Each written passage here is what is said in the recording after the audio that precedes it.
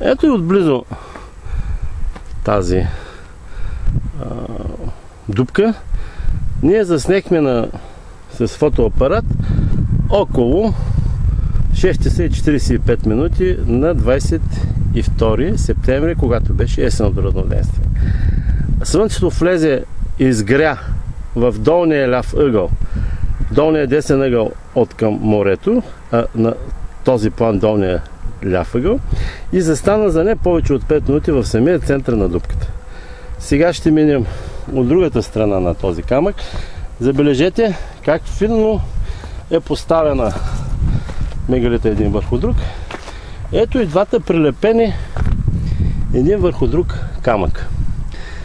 Двата прилепени един върху друг камъка, те фосфоресцират, щом са два.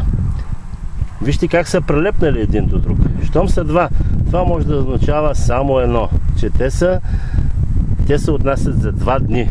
Единият е за слънчевото пролетно, а другия е слънчевото лятно слънчестояние, т.е. той в момента това е изгрева.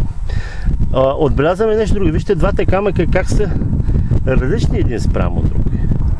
И тук виждате разликата в състава на тези поставени камъни.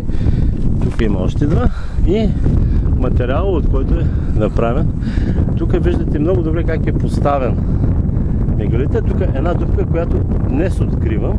Виждате, днес откривам, макар че съм стоял тук около 2 часа.